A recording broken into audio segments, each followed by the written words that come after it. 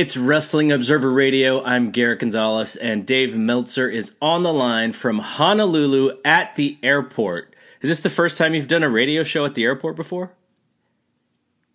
Probably not, but I can't think of one off the top of my head. But I'm pretty sure I have with Brian before, and I think I may have even done. When I did live audio wrestling, I've probably done it from the airport once or twice too. So, yeah.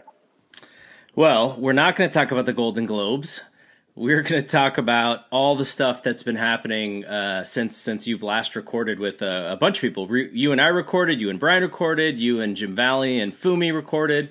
So actually, the biggest story is Kenny Omega. He did an interview with Tokyo Sports and said that he's done with New Japan once his contract is over.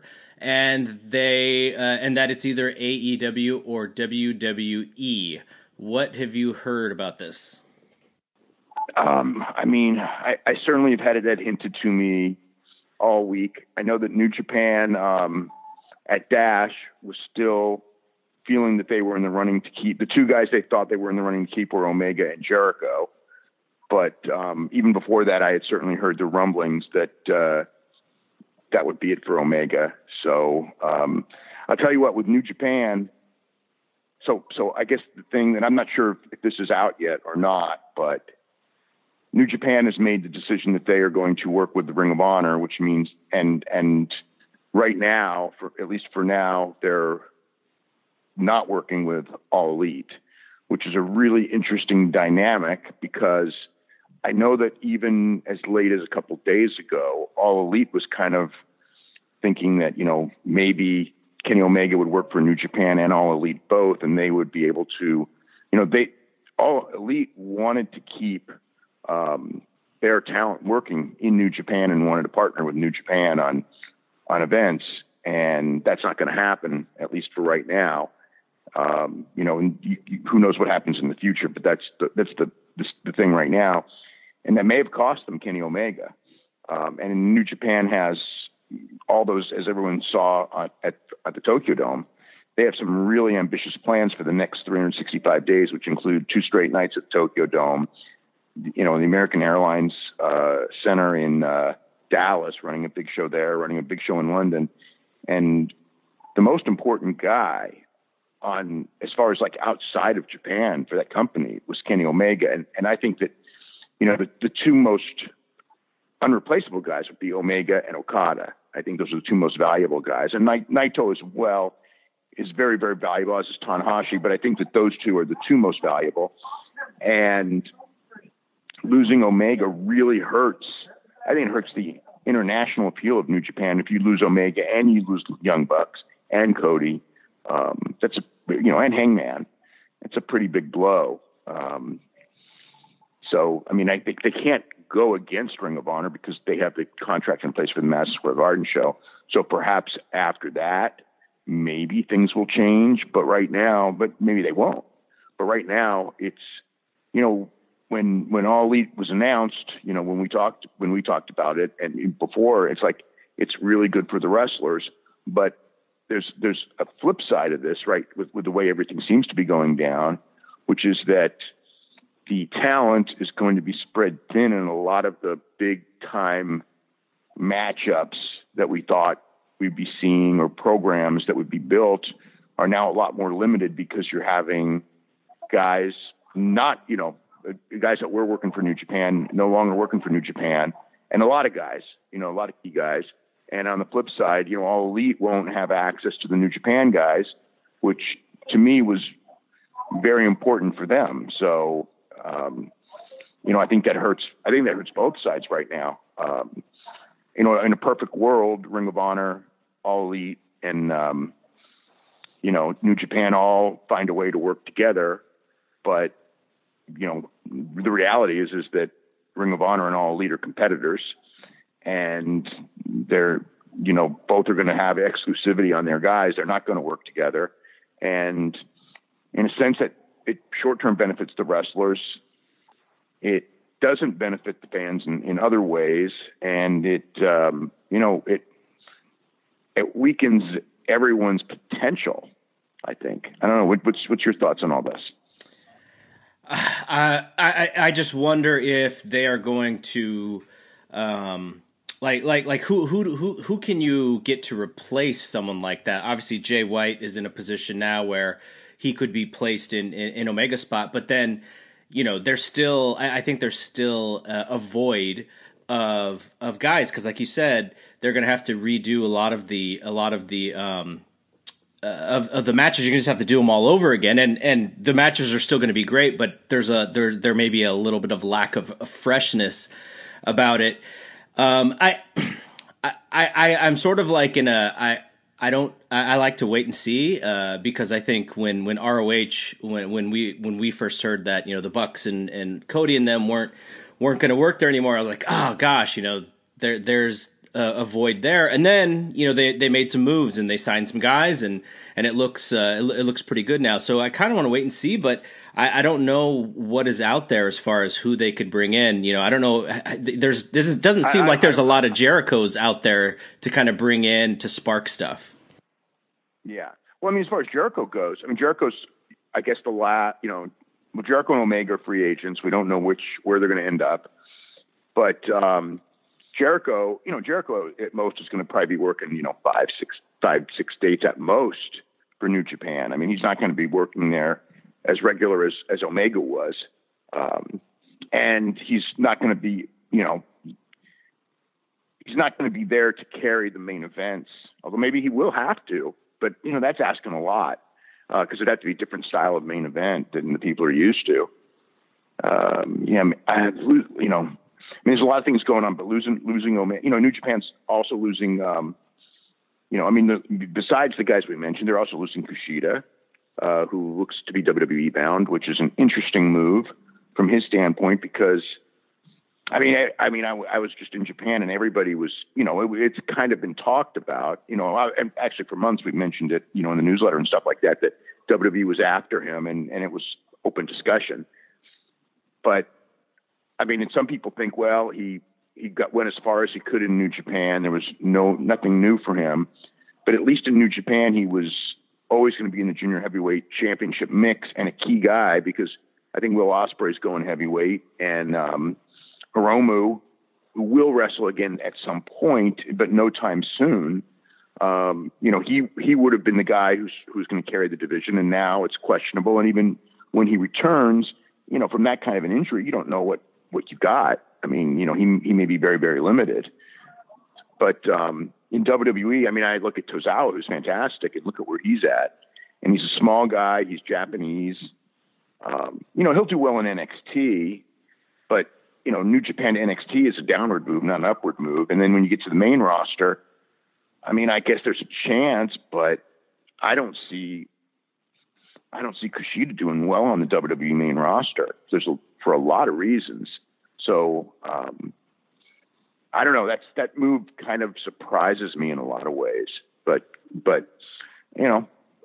perhaps he got a better money deal, but, and I can see, I mean, WWE is rich in cash right now. I mean, they've made some unbelievable offers to people, but, I mean, Kushida's not a difference maker, but still, if your goal is to, strip guys down, strip things down, it's another blow to New Japan. They're losing a lot of talent all at once. I mean, Kushida's more of he's not a difference maker guy, but it's a depth guy and a key depth guy that you can count on.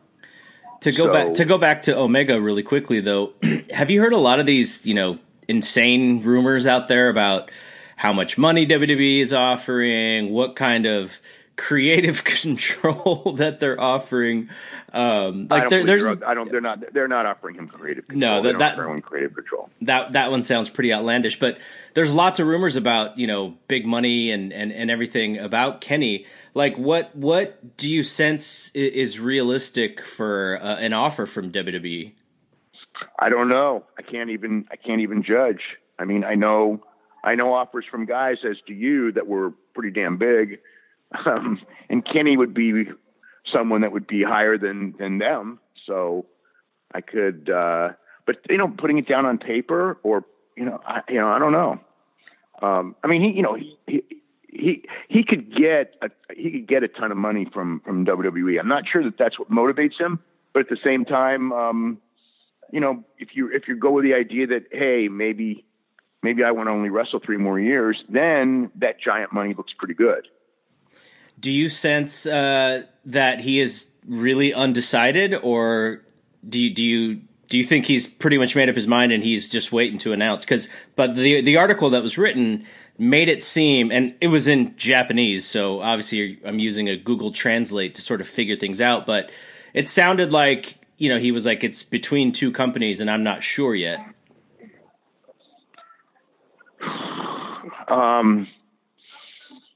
I mean, I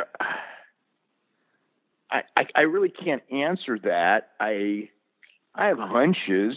I have hints. I mean, he hasn't told me, but he's kind of hinted things. But but me saying anything from that would be pretty irresponsible. My gut is it's still open. I think he's probably going to make a move at the end of the month. I know Elite feel, I think that they feel confident that they're going to get him, but I never sensed it was a sure thing that, yeah, we've got him. So I would say it's open, but at this point, I think he probably has an idea where he's going. To go back to Jericho real quick, he did mention, I think fairly recently too, that he did want to work against Tanahashi and Okada. Yeah. He did an interview after the Tokyo Dome show in the locker room. But Omega did an interview too afterwards, talking about another match with Tanahashi. And it looks like that's not going to happen. But Jericho wanted to do a match with Tanahashi. He definitely wants to do Tanahashi. Definitely wants to do Okada. New Japan wants those matches. So it's a question of, if they lose Omega, I think that their chances of offering Jericho the same or bigger money increase because they will need him more. So he may wind up, he may wind up there. Then again, Elite, Jericho would be a good coup for Elite, that. And unfortunately, for all concerned, you're not going to be, it looks like you're not going to be able to work both. And I mean, in that, for New Japan, I don't know if that's the right move, because if it causes you to lose Omega, it's one thing. But then again, if you're going to do your international expansion and you're going to go to the United States and then you can't use Omega, that's kind of weird too. So, that aspect of it, I can get where New Japan's coming from. New Japan, they can use Ring of Honor guys on their United States shows. They can't use all Elite guys on their shows, as best I can tell. I suppose they could work out a deal. It's not like there's this line in the sand and you can't do it. You could probably work out a deal to do it. And, I think it'd be worth it from both ends. But, right now it doesn't look like that's happening. And with Omega leaving, if that is the case, do you sense, obviously we mentioned Jay White, he's kind of been leveled up already, but do you sense that this is also sort of like for Will Ospreay and maybe a Zack Sabre, that this kind of levels Robinson. Them up, and Juice? And Juice, yes. Those guys especially. I could see them, look, the Tokyo Dome thing. So the thing with the Tokyo Dome with Kota Ibushi was a work. And the idea of the work, but Kota Ibushi is injured. But the stretcher job, he was not injured where he needed to go out on a stretcher. That was always planned. And the idea behind that, Kota Ibushi's another one though. Does Kota Ibushi go to All Elite, or does he stay with New Japan? Kota Ibushi and Kenny Omega are tight. All Elite is, the way that they are, that they're kind of like building everything. I mean, they need guys. They need more top guys, and he's a top guy. And I think that one of their things that they're going to have is great athletic wrestling. I think that's one of their goals. And who's better at that than Kota Ibushi? So his future. Maybe that's part of it. I mean, they've got 2 options now. Number one is when Kota Ibushi comes back, they've got that ready-made feud with Will Ospreay for more matches. But the idea was to elevate Will Ospreay, and make him into a bigger star and a more focused star. So I think that, those guys are all going to be moving up. And I think that they're going to be, I think Will Ospreay and Sabre, and obviously Jay White, are going to be the ones looking to carry the company. And I can see Jeff Cobb, who was a Ring of Honor guy, but I can see him getting, a lot bigger push this year in New Japan as well. And Juice, for sure. Juice just signed a 3-year deal with New Japan. So that's another key guy. So, and he, WWE was not, but he was not talking to WWE. I mean, I know WWE was interested, but there was no talking, as best I could tell. In fact, I know, but, All Elite obviously wanted him. So, and New Japan, just by saying 3-year deal, it tells you that they are changing their way of doing business, which they have to do now, because it's ridiculous every year to have this situation where, all their guys can go. So they're signing everyone to multi-year deals. And, but again, New Japan's got bigger and bigger shows, but less top guys. And granted, the last time they lost a bunch of guys at once, 3 years ago, their business went up, although it went down first. But Naito got really strong. And of course, Kenny Omega got super strong. No, Naito got super strong as well. And so it kind of took took things, whatever. So, Naito's another one, and again, having been in Japan, Naito, I don't want to call him cold. He's one of the hottest guys in the company, but he's not where he was a couple months ago. And I remember people telling me, you go to the show and it's everyone in LIJ merchandise and all that. And I went to 2 shows, and there's LIJ merchandise there, no doubt about it. But it's not even like Bullet Club, a year ago in the United States at NXT shows, where they're, where they're the dominant merchandise brand. I mean, LIJ and LIJ, I saw LIJ merchandise, and you go on the streets away from wrestling. We went to a lot of different places all over Tokyo, and I didn't see much LIJ merchandise. I actually saw more Bullet Club merchandise. You do actually see merchandise of, the wrestlers, kind of like you don't see in the United States hardly at all. Maybe a little bit of Bullet Club, but I never see, Roman Reigns or Kevin Owens or WWE, almost never see WWE shirts in public, and rarely, even Bullet Club stuff. I see it sometimes, but I don't see it a lot, away from wrestling. But there, you do see it. It's more prevalent, but it's not super prevalent either. But it's when you walk around, you'll see some of it. Yeah. But yeah, like I didn't see a lot of LIJ. I didn't see, but as far as that goes, away from wrestling, I didn't see anything with Tanahashi and Okada other than the fact that Tanahashi's pictures all over the subways or certain subway systems. Another bit of news is Iizuka announced retirement. Well, it was probably time. He's had a lot of injuries. He's been around for so long.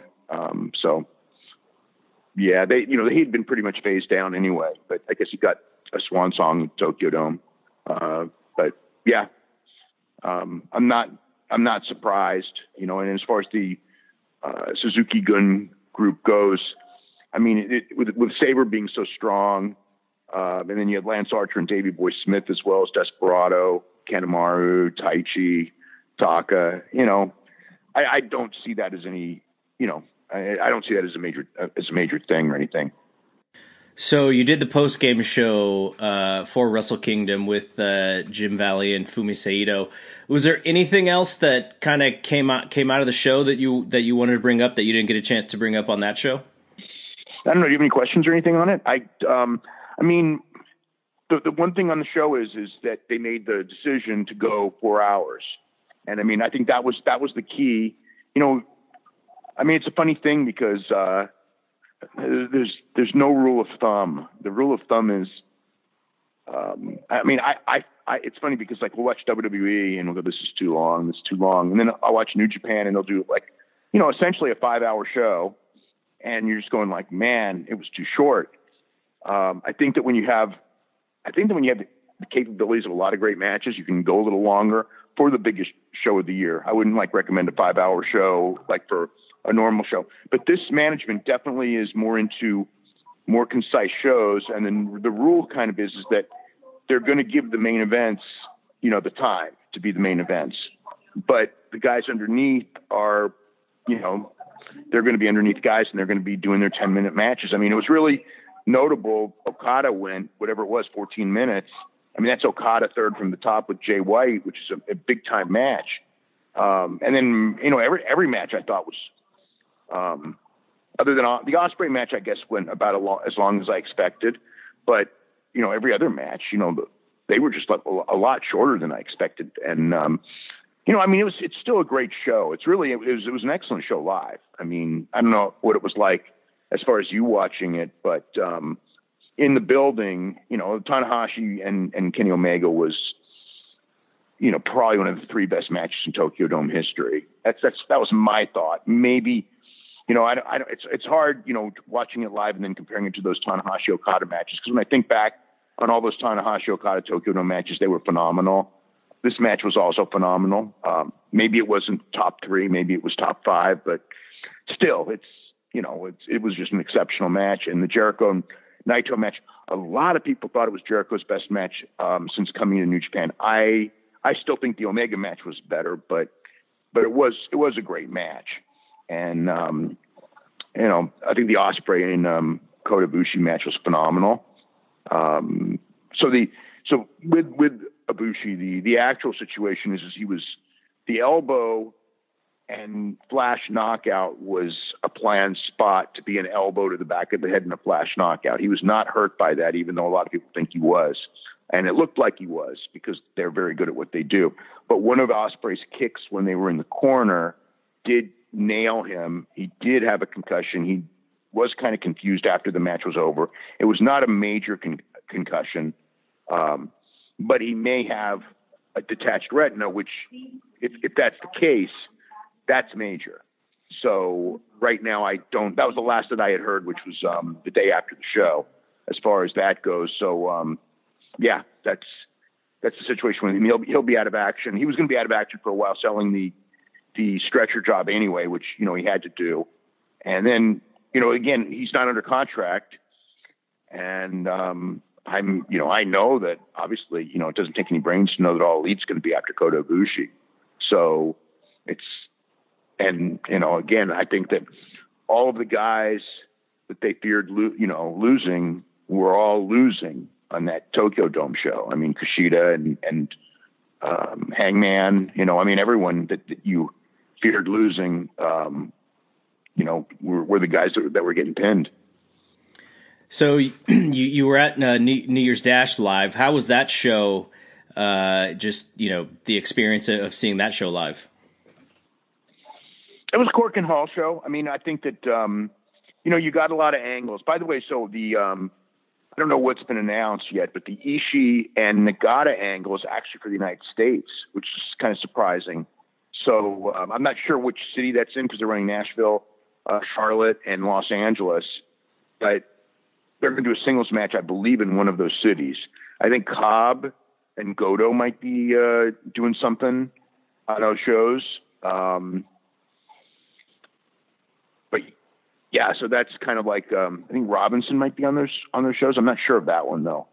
But there's going to be, there'll be some star power. I mean, but the Ishii Nagata match in that 6-man tag, I didn't see the 6-man tag. I have to go home and watch it because I was in meetings at the time. But the unofficial, but whatever.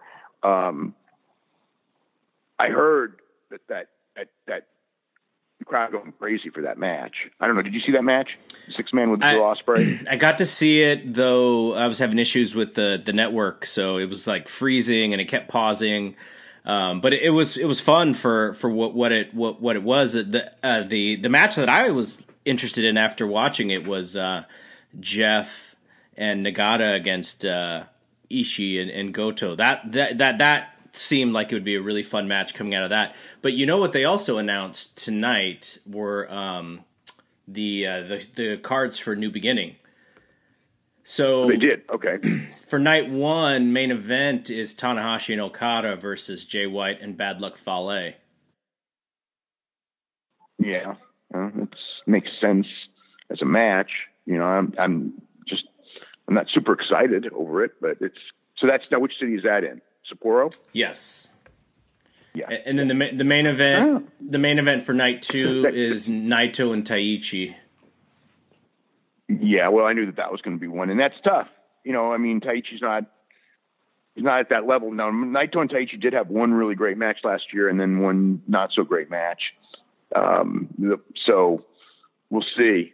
I wasn't too thrilled watching that Naito Taichi angle. I just felt Naito should be, but again, you know, you've got depth issues, and you really see when you take a lot of those players out of the game. It's going to be tough for New Japan. I think someone's got to step up. I mean, again, I think that there's things that are happening right now that, I think it hurts a lot of people, the way everything's gone down as far as the talent situation. And then just to finish up in Osaka, for the third night is Tanahashi against Jay White, Okada against Bad Luck Fale. Those are the two top matches. Yeah, I mean, I don't think that's. I mean, Okada and Bad Luck Fale usually have good matches, but I don't like that as a number 2 match on a big show. I think on a Korakuen show as a number 2 match, it's fine. Tanahashi Jay, we'll see. I'm sure it'll be good, but will it draw is the question. They'll tell a lot if it draws, because last year those New Beginning shows did very well. So is there anything else with All Elite that you'd been hearing out there? Or I mean, we're just kind of revving up for their Tuesday press conference.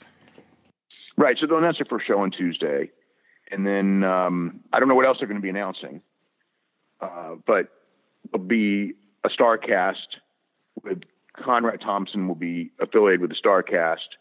So I'm sure that'll be announced on Tuesday as well. More details on that. I'm sure the arena will be announced. I don't know what the arena is, because there were 2 arenas that they were discussing for the show that they have holds on. So they're going to pick one or the other, I guess. And I don't know anything else. There may be other announcements as well, but I'm not aware of what they are right now. But yeah, I think it's just like a rally. I think it's going to be very interesting. It's, first impression's a big impression. You better be good.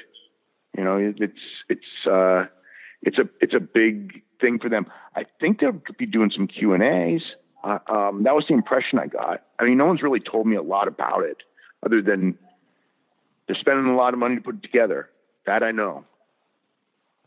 So switching gears a little bit to WWE for Raw, they announced Hogan is going to be back to celebrate Mean Gene, and then PW Insider. Is Flair also going to be there?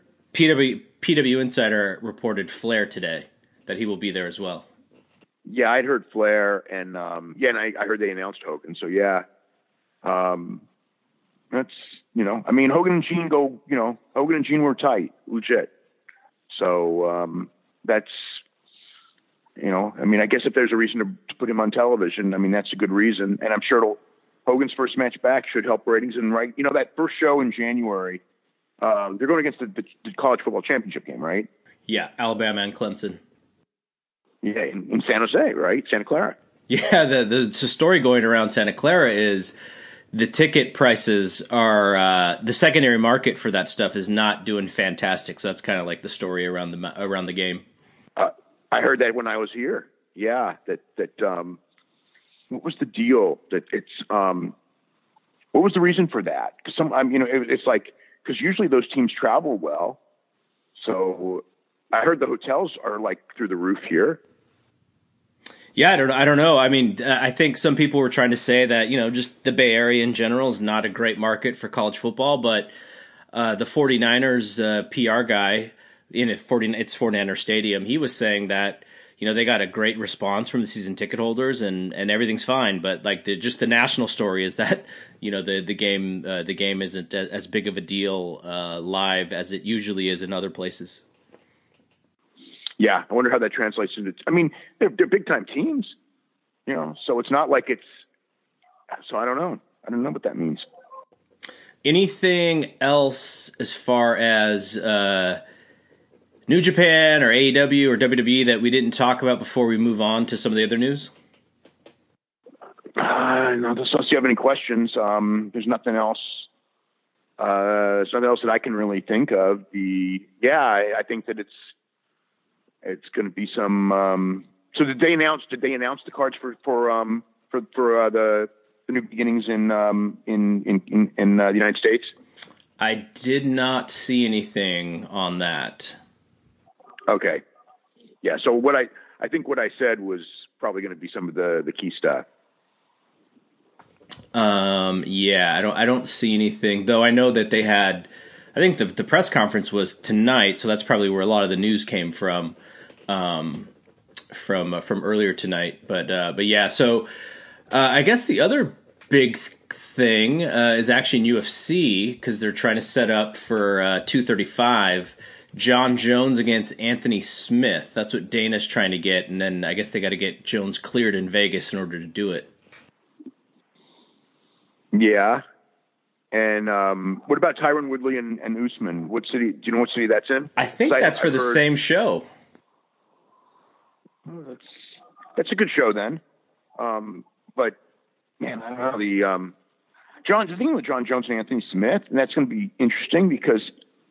John Jones is a big time star, but after he beat Alexander Gustafsson, Anthony Smith didn't even really look that good against Ozdemir. I mean, it was more, Ozdemir was taking him apart early and then he came back to beat him. But that Anthony Smith that I saw there, my thought was that John Jones brutalizes him, and that shouldn't be your thought going into a big championship match if you're going to expect it to do big numbers, is that the challenger has no prayer. There's always a prayer, that like you could blow out his knee or something, but like I don't look at this as a big challenge for John Jones. Woodley and Usman, that's a good fight. That's a real good fight. Could go either way. I could visualize that one going either way, and not necessarily an exciting fight though, but I think a very top level competitive fight.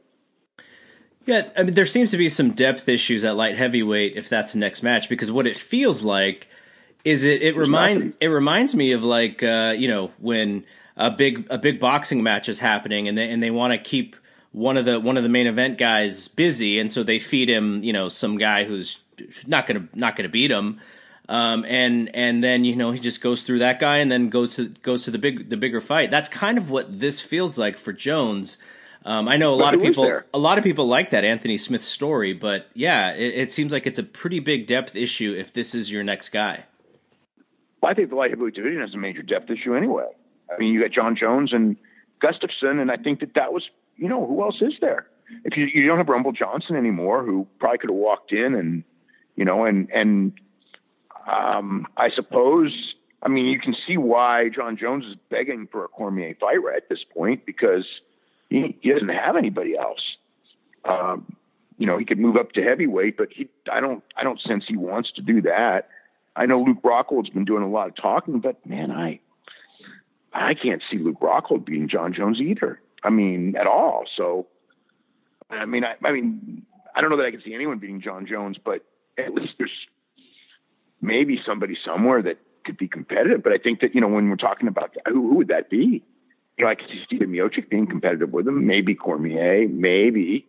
That's even, it's not like, Cormier got knocked out by him the last time. So, and I don't know that Cormier wants to do that fight because he's talking retirement.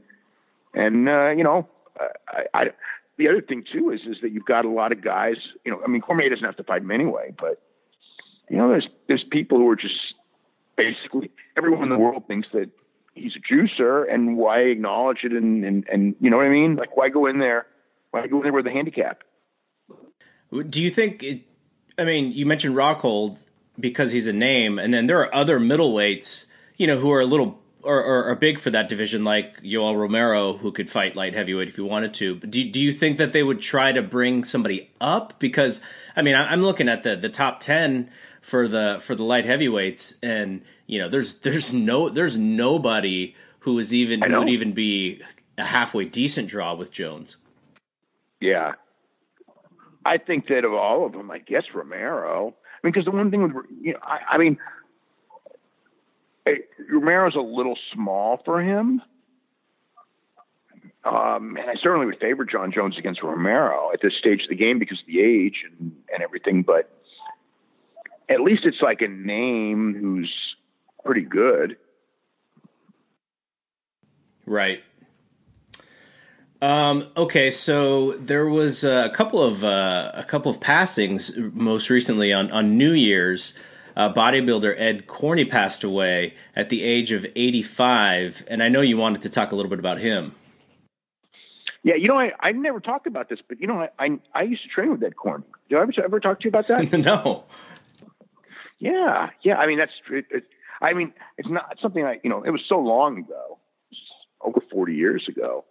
But, Ed Corney from Pumping Iron, right? I mean, I've seen the movie a couple times, but I don't really remember him. Yeah, he was in the movie. He lived in San Jose, he lived in Fremont, he lived in San Jose, he's living in Antigua the last couple of years, I guess. But he was in San Jose for, decades. He used to always be in the gym in his 60s before he had the heart attack and the stroke. He was still big and ripped in his 60s. He didn't look that much different in his 60s and in his 40s. I trained with him a little bit in 1978 when he was training for the Olympia at the end. I would do shoulders and back with him. And actually, I guess the routine that I do now is still sort of similar to what he kind of taught me, if that's even the word. It's not like, I would train with him, but it wasn't I wouldn't say we were friends or anything like that, or it's just I was in the gym and he liked someone who would keep up with him speed wise, because it was before the Olympian. It was he was doing pretty quick sets and stuff. So, but whatever, and I didn't know him well, but he was always around. He was always around. I remember again, he was in his 60s. He was lifting heavier than anybody in the gym. And not with good form either. And I just would look at it and just go, Jesus Christ. I remember, people everyone freaking out over him doing these heavy bent over rows. Of course we did that too. But I mean, I could never do that in your 60s, not in the heavy T, you still doing the heavy T-bar rows and everything. I don't know. He had an unbelievable, and these cheat curls with 155, this is in his 60s, not, yeah, I mean, he's a super strong guy, and everything. But, if you saw him Pumping Iron, he was the guy he trained with Arnold Schwarzenegger in the 70s when he was living in Los Angeles, and, superstar Billy Graham, he was part of that and Franco Columbo, part of that group. But yeah, he was, I don't know, when I was really sad to hear it. I was over in Japan when I saw it, and someone mentioned to me, and it kind of was shocking and kind of brought back a lot of memories for me. And, but I don't know, 85 years old. And again, he'd had a lot of health problems. The last time I saw him would have been about, I'm thinking 10 years ago. Think that, maybe even, about 10 years ago. We saw him, and he'd had the stroke, and he wasn't the same. But yeah, the stroke pretty much put him out of that. But he was a great poser. I saw him guest pose at shows. I never saw him compete, although again, that Olympia he looked pretty phenomenal in the '78 Olympia to us anyway. I mean, like just incredible. But I think he took maybe 7th or something, which actually at that time, you know, for a guy that age was pretty much incredible anyway. But yeah, he was known for being the best poser in his era. Really, you know, really great at it. You know, just like an artist. So another person who passed away is Alexis Smirnoff. Died on the 5th, so that would be yesterday, at the age of 71. What was his story? He worked San Francisco. He was Mike the Judge Dubois, and then Cecil Dubois. He worked the AWA under that name. He worked a lot in Montreal, which is where he's from. And he came to San Francisco as Alexius Smirnoff, and then eventually became Alexis Smirnoff. But he came in with Ivan Koloff as a tag team, and Ivan to me was, you know, besides already being an established star, and Smirnoff, you know, with his, you know, it was like he was a Russian with a French Canadian accent, so he wasn't like Ivan Koloff, who was also a Russian from Eastern Canada, but Ivan Koloff was such an authentic, experienced at doing the Russian thing, and then Smirnoff, you know, really thought like was not nearly as good. But I don't know if Koloff was not staying very long, because he didn't stay very long, and Smirnoff was actually pushed more than Koloff here, and Smirnoff stayed and was a U.S. champion, you know, and had a long run as U.S. champion. He worked with Patterson on top and everything, and a lot of other guys that were top guys. Mixed as a draw, not bad, but you know, certainly not one of the greatest heel draws. And then he kind of stayed in the, you know, he got kind of big in Japan. He had a program with Rusher Kimura in the IWE, and I think he was the world champion there. That's network TV in Japan. So he was a pretty big star in Japan. And later with All Japan, after IWE folded, he was a so-so level star. He stayed in San Francisco, worked WWF when they first expanded as kind of like a, you know, I don't say enhancement guy, better than an enhancement guy, but he wasn't a guy who at that stage they were going to push. And, you know, he moved back to Montreal a couple of years ago. I don't remember exactly when, but I remember, you know, he had his leg, part of his leg amputated. He was suffering from diabetes. I think that probably played a part in his death. So he was, you know, I mean, I wouldn't say he was like a super wrestler. He worked, I know Ivan Koloff and Alexis Smirnoff were Georgia Tag Team Champions when Georgia was hopping, you know, when Ole Anderson was babyface, and Ole Anderson and Ivan Koloff had turned, and Ole would team with different babyfaces against Koloff and Smirnoff, I believe. This would be, you know, like 1979, 80 in that range. So he had a solid career in wrestling.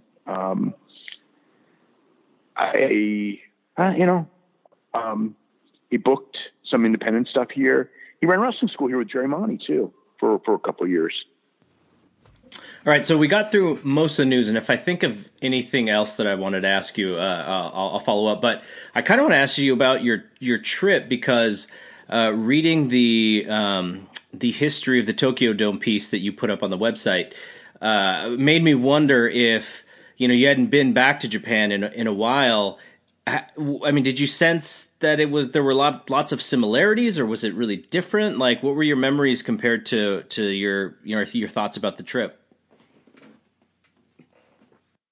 I mean, I recognized you. I went to a lot of different places, and I recognized, you know, Shinjuku and Shibuya and stuff. I mean, like, I would kind of look and recognize stuff. So I think big picture-wise, it wasn't that different. You know, at the Tokyo Dome area, it was very different because the Tokyo Dome Hotel that wasn't there before, which is where everyone stays. There was, that whole area was hopping. I mean, not just, there's something going on every day. That place was mobbed every day, whether you had, it's holiday season. So you had pro wrestling every afternoon and every evening. So there was 2 shows at Corkin usually every day. There was like the Ultraman exhibit thing. There was the boy bands the boy band that played 4 straight nights to sellouts with all those teenage girls there. There was the Rice Bowl, which is their version of the Super Bowl that was there on the 3rd. It's which their championship of their football, which their football is not big, but I guess that it's big enough that the championship game is at the Tokyo Dome. So, there's the amusement park was there. The baseball cafe was there that I remember eating at before. So, some similarities, some differences. Yeah, last time I went was 22 years ago. So it probably changed less in 22 years than you would think.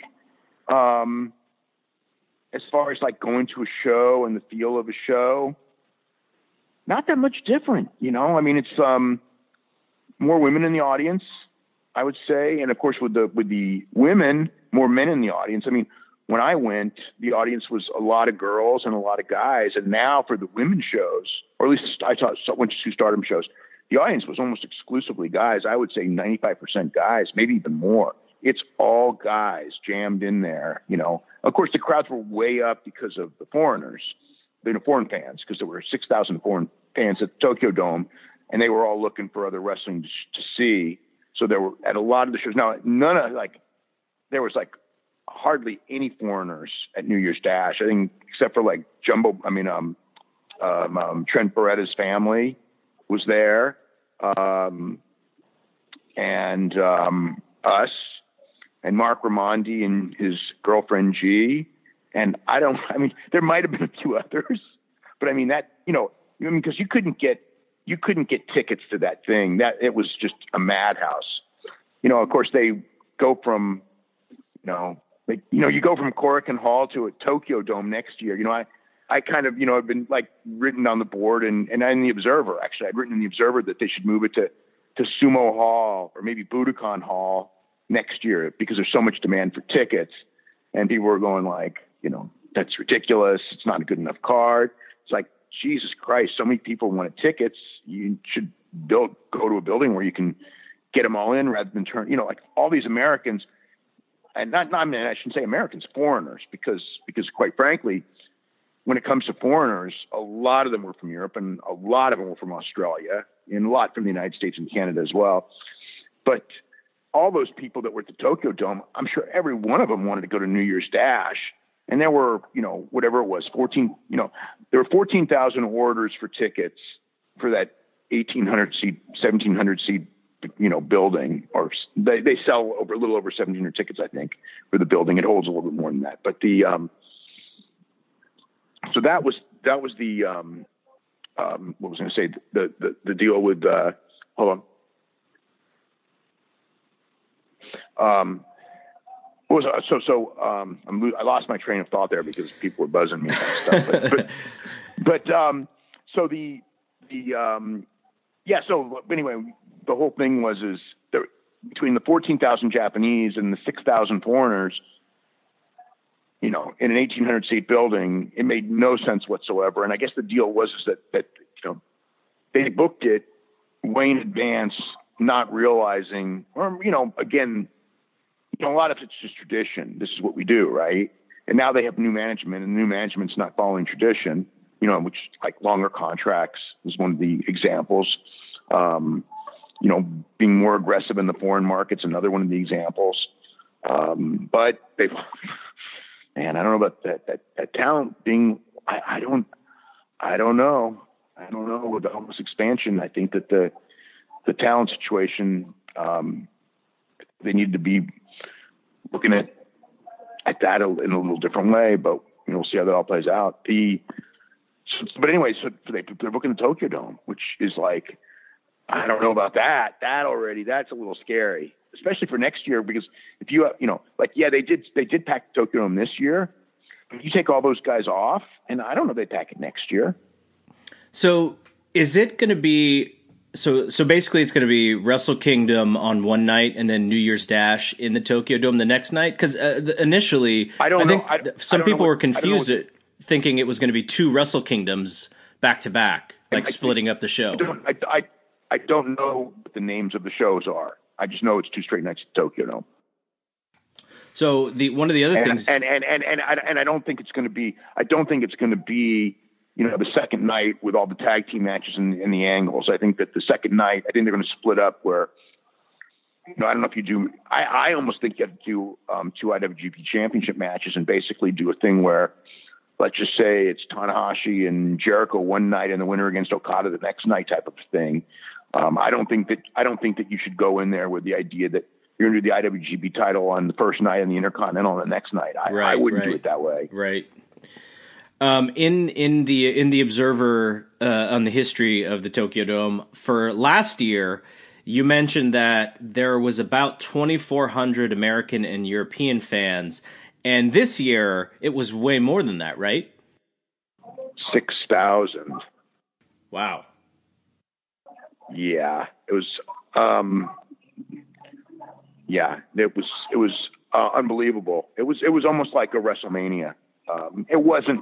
It's not like, I don't know how to explain it. It's not like a WrestleMania. It is big, but I guess to the people who went, it's bigger.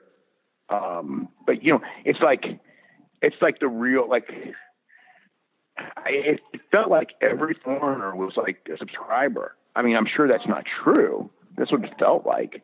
But because everybody if there was a foreigner, they almost all came up and, talking about, listening, being a listener and reading and things like that. It was amazing. But, I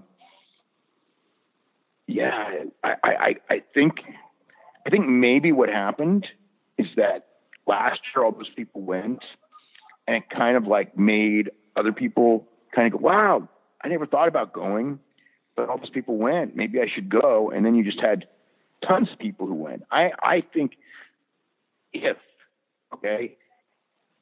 those guys were still with the company, I think there'd be 10,000 formers next year, because it's the barrier to entry. It's like there's so many people will come back and tell their friends about like what a great week it is. And, that's what I would think. Now, if the card's not there, you're not going to get those people. I mean, they're not going to fly.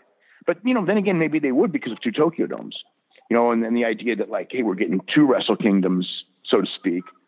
And, plus all the small shows. So, if there's a year to go, so much can happen. So much will happen this year that will change the course of the business. This is a pivotal year. I don't know, it's a pivotal year. It's going to, there's either going to be, these groups are either going to get stronger or the fragmentation is going to weaken everyone. And I don't know which it's going to be. What about the rest of the trip? I saw some photos. I think you saw the giant Baba statue, and there were some shops of magazines and gear and all kinds of cool toys. What about that stuff? Yeah, there was a giant Baba exhibit at this department store. I mean, in Shibuya, like you walk down and there's this giant picture of Baba, like at Tokyo department store, which is like, one of their bigger, big colorful entranceway. And then we went to the exhibit, which was really pretty cool. And I did a thing with Jim Valley of like what's in there. But the other one is the Totokan store, which is unbelievable. It's a wrestling shop with so much stuff. I mean, it's got it's got like it's like a library of old wrestling magazines, but it had wrestling magazines with, from like, a lot from the Ricky Dozan era, Ricky Dozan and Luthez magazine and the Sharp Brothers and, all through history, all through the 60s, 70s, 80s, a lot of American magazines from, I didn't see any American magazines from earlier than 1970, but certainly a ton in that 80s Pro Wrestling Illustrated era. And, I saw the old vinyl records, the Hulk Hogan record when he was in New Japan. And I didn't see the Terry Funk record, but the entrance music, all New Japan and All Japan entrance music from the 80s vinyl album. Jumbo Tsuruta did an album once when he was, kind of like the young superstar. Lots of the old UWF, all, K1, tons of K1 stuff. from the glory days of that. It's pro wrestling, MMA. There's some boxing in there as well. We saw boxing championship belts that were for sale, from the old days. Ticket stubs of famous matches, from the 50s, 60s, and 70s. The original ticket stubs. It's pretty museum-like, actually. It was pretty, if you go, one of the wrestlers told me that I had to go there, and I guess I had to, and everybody, but a lot of the Americans, foreigners, went there, and everyone raved about it. The Baba thing was pretty cool. When you went to the Baba thing, there were a lot of people there, and mostly older people who grew up with Baba and everything like that, where he was kind of like a national icon and everything. So that was, and I guess that the idea is to eventually move that to Niigata, which is Baba's hometown, and away from Tokyo, and have a permanent display with all that different stuff. So, those were two of the things I saw wrestling related. No Ribera Steakhouse. No Ribera Steakhouse. We were going to go one night. I conked out. That was it. Then the next night we considered it, but I think it was the night after the Tokyo Dome. We were all talking to Ribera Steakhouse, and it was kind of like, it's going to be so mob, forget about it. So we, I'll have to go next trip. I'll have to go to Ribera Steakhouse. No Bull Nakano's bar either. There's just not. No Toriano's bar. I know some people who are going there. Just there's not enough time in a week to do everything that you want to do. So, and again, for me, it was more hanging out with my cousin and my son, and my son especially, and what he wanted to do. I made, it was like, we're not going to go to wrestling twice a day, other than one day, which we actually did, which was the All Japan and the Stardom. But it was going to be, we're going to do stuff. He was fascinated by it. He was studying Japan before going there. He knew more about it in some ways than I did. History-wise, he knew more about it than I did. He studied the history. He knew what parts of the city he wanted to go to. He knew what things he wanted to see in the different sections of it. So we went to, that's really what we would do during the day, is I'd go okay, where are we going? And he went and he learned the subways immediately, which isn't that hard. It was, from that standpoint, it was absolutely wonderful trip. I had time of my life. Unfortunately, I now have to pay for it by coming back, and it's going to be so hard being gone. I mean, me being gone for a day is hard. Imagine being gone for this long. It's just crazy. But so does that mean you're going to try to do this every year, or you're going to wait until the end of this next week to see if you decide again? Man, I don't know. I mean, there's a part of me that I was telling everyone I'm here next year no matter what, but it just depends on reader reaction, missing so much news. If people don't go for it, then I probably won't do next year. And I can do this. And like I said, when I think back of every vacation I've had, I remember the vacation a lot better than I remember the hell I had to pay catching up after the vacation. So that's kind of like my mentality. And it's, at this stage of the game, life's about memories. So, I think there's a pretty darn good chance I'll go next year. But, again, it depends. If the cards aren't good, one of the reasons I went was because this Tokyo Dome show had so much depth and everything. And it's been so long, and I had so many friends going. I mean, so many people from PWG went. And, I think that was one of the things last year when I went to the PWG after the Tokyo Dome, and everyone's wearing their new Japan or whatever Japanese merch. And they were all raving about, all those shows that they went to. And it was kind of like, I think that was maybe one of the things that convinced me to go this year. The thing that really convinced me was my son, for sure, because it was just he wouldn't have to miss a lot of school. Every other year he would have missed a lot of school, and people were always going he's going to learn more in Japan than he would in school if he misses 3 or 4 days. But I hate to take him out of school.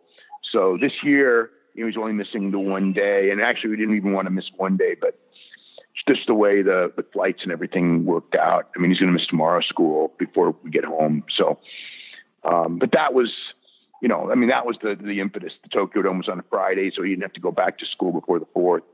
So that's why I went this year. Next year it'll be, I think the 4th will be on a Saturday, so it may be the same situation. So that looks good. He wants to go. My cousin wants to go again. I'm sure, all the people that the guys that I know, my real good friends that were there, they're all going. You're going to go next year. Yeah, we'll see. I don't know, I got 2 kids in college, man. I know. It was awesome though. It really was. It was, yeah, I know. 2 kids in college. It was really awesome though. No, it sounded like a great trip. The crew that we watch, who were over to who I watched the Wrestle Kingdom with, they were both saying they were going next year. So you may have a couple more people going with you if you do go.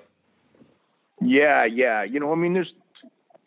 There were so many people. I mean, it was funny because it was like I had different groups that I would hang around with because there were so many different people that I knew that were. I mean, there was the MMA fighting crew was there.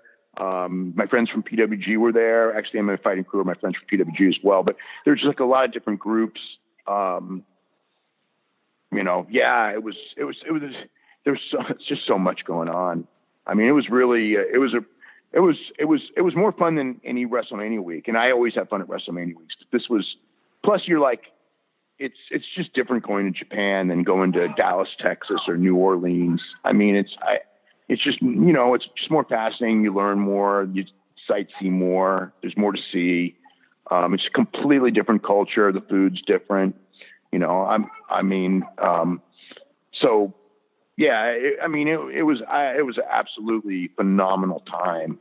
I mean, I really loved it, but now I'm like about to face reality. So, and then like all this news coming down.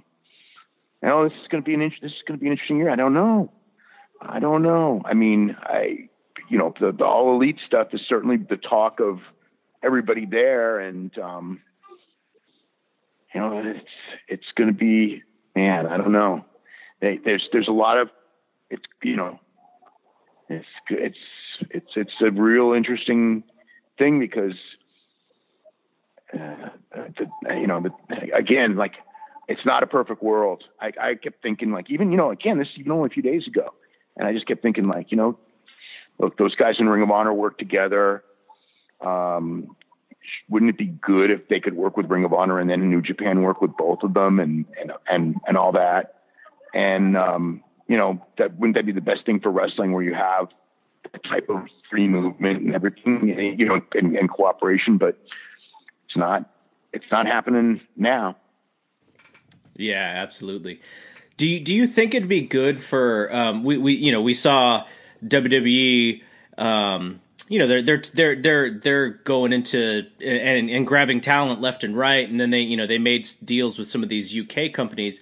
I wonder if one of the keys to existing out there and not be sort of swallowed by WWE is to make similar agreements with an All Elite instead, and maybe have a different avenue of staying relevant, because if the belief is that you work with WWE and at some point you're going to sort of become swallowed. I wonder if having All Elite is an option for some of those companies who worry a little bit about getting overrun by WWE in their own country. Yeah,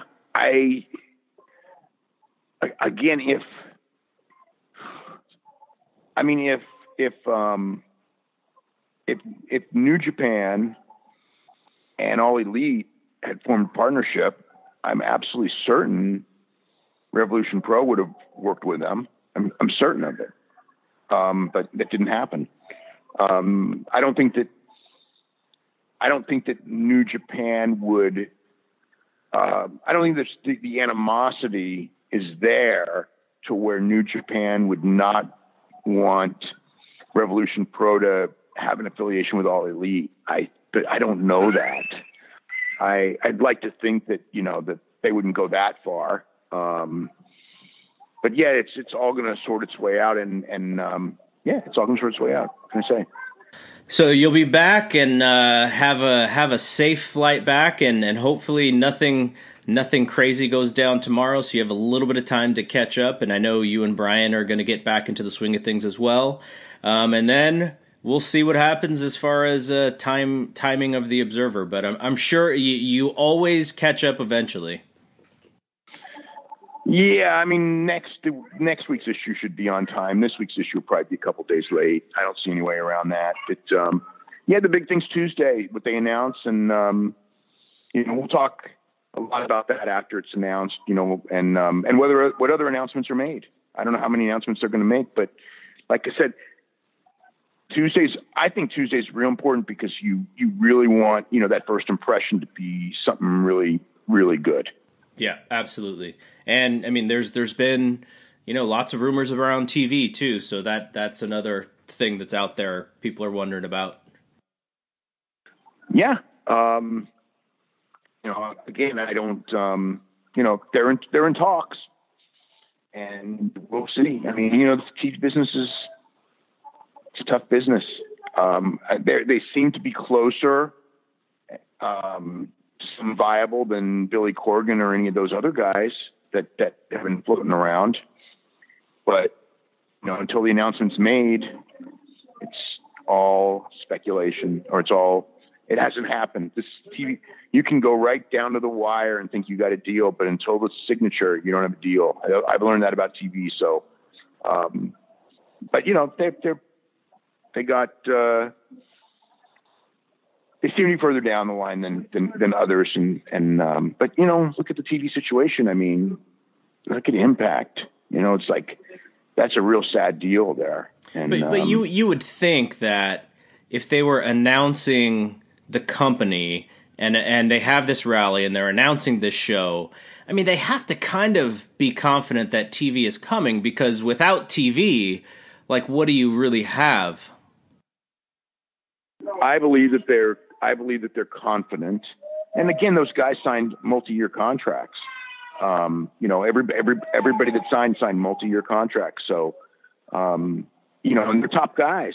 But again, they see it as a chance to run a company, and they're smart guys, and and they have a fan base. They have a very fervent fan base.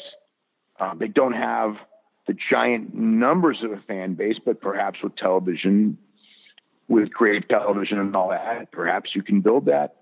One of the things when I was on flight here, I kept thinking was, okay, let's go back in history with somebody like starting something out of the blue. I mean, like Vince McMahon came from his father's company. He did go worldwide, but he came from his father's company. All Japan and New Japan started, and I guess Bob Inoki split off from the old JWA, but they both had network television. I mean, pretty much right away. So, network television. These guys are not going to be on CBS or NBC, at least as far as I know. I'm sure they're not. Not at first. If they were going to be, if they got a network television, then I would, I would say they've already. That would be gigantic, but they don't. Again, the one I think of is SWS with Ichiro Tanaka, who was a billionaire, and a wrestling fan, and he got Tenru, who was a really one of the hottest guys, and other guys who were good, and they just lost a lot of money, but I don't know what to say. It's kind of like I could. They make it hip and they connect, and I was at All In. They connected. They have a base. They have a base audience for sure, but again, that was a fly-in audience. If you're going to go and run big arenas, you got to get like WWE has trouble getting 5,000 people on a lot of Tuesdays, and 8, maybe 8 on a lot of Mondays. And it's WWE with all those advantages that they have. So, it's going to be an interesting year. All right. Well, we stretched this one out a little bit more than I thought, but I was very interested in the end of your vacation there. But so you guys will be back to regular speed fairly soon. But yeah, so like I said, get home safely, and thanks to everyone for listening.